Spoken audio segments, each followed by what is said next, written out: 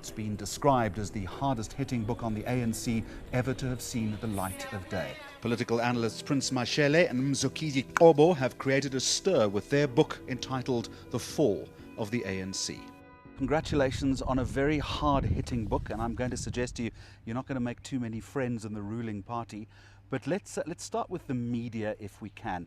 You talk about a paucity of analysis in South Africa and how the ANC finds itself in a position where governance has ostensibly collapsed. Where is the analysis lacking, and are we to blame for it in the media? I think the media is partly to blame because we sort of try to reach for the sensational, and we move very quickly from one issue to another without taking a pause to ask deeper questions as to the source of the decay. I don't think the media is as harsh analytically as it should be. There is an attempt to embarrass the ruling party, but this often is read by the public, and certainly those who are sympathetic to the ruling party, as just a witch hunt. And I think an analysis does help to enrich the discourse and also to better inform the public. How could we get better at that analytical discourse then? If we do spend a bit more time on the issue at hand, if we do ask probing questions of the ANC. And I think where we are today in South Africa, there is almost an acceptance that, well, the ruling party will make mistakes, and we're quick to forgive, and we move on to the next issue or to some other unrelated event somewhere else. So if we are not event driven but discourse driven, which is in part is a function of training, in part is a function of conversation, analysts who can make incisive observations on the ruling party. One of the problems you point out, we might get to it later in the discussion, is the problem of too much hero worshipping in the country. I want you to reflect though on the public broadcaster now. You also write in the book that the public broadcaster is synchronized with the party. Has that, in your opinion, become de facto operating policy, or is it just perceptual?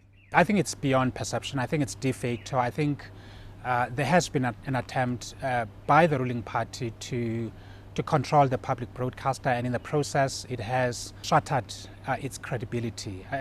Not many people really believe or trust what comes through the public broadcaster, and some of the internal tensions that have been playing out within the public broadcaster are a reflection of a political struggle outside of the public broadcaster, driven from Luthuli House to keep the public broadcaster under its wing. Also talk about deliberate strategies or stratagems to emasculate the independent media, and I think you conclude by saying that the consequence is that power is now being maintained through fantasy. That is a very harsh critique. I think very little actually of what we say is harsh, because it's out there, it's plain, it's for everyone to see. And I think the production of a state information bill is one, I think, landmark of the decay of the state, and an attempt to clip the independence of independent media, of independent analysts, and to protect the rot that is happening within the state. Because if you classify a document as confidential, as a state secret, there is no way that you are going to get a fair reporting. There is no way you're going to get transparency, and therefore there is no way that you get those who hold power accountable. A lot of this, you and your colleague write, can be traced back to early post-democracy leadership in this country, and you talk about us being guilty of something called reconciliatory sentimentalism. What is that? I think we got carried away with this notion of rainbowism.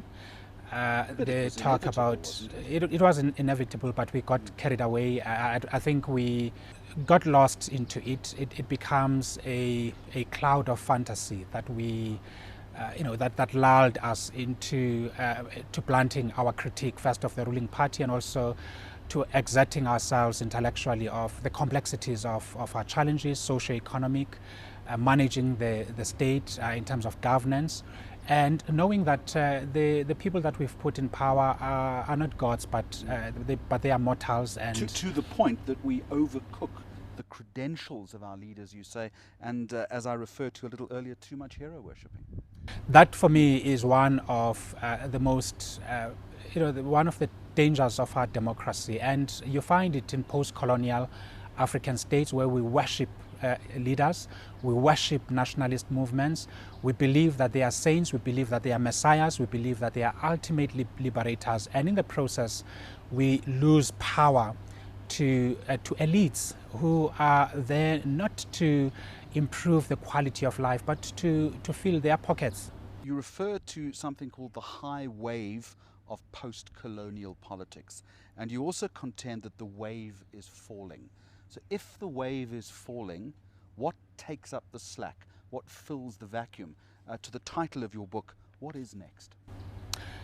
We try not to be too predictive of the future, but quite clearly vacuum will be filled. If there is a vacuum of power, if there is a vacuum of leadership, something will fill it.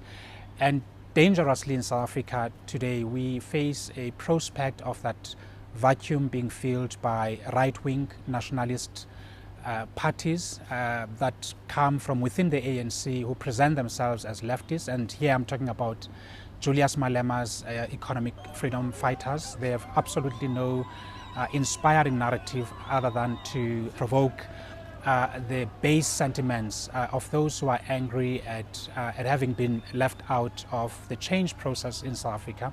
Yet we have an opportunity as citizens to challenge ourselves, to think differently about democracy, to vote differently than we used to, but also to be actively involved in processes of civil society.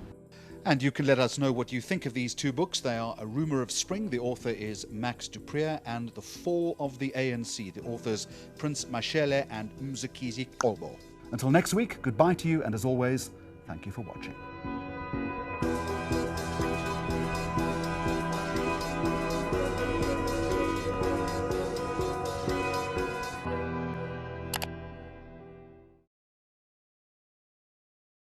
News that moves. ENCA.com.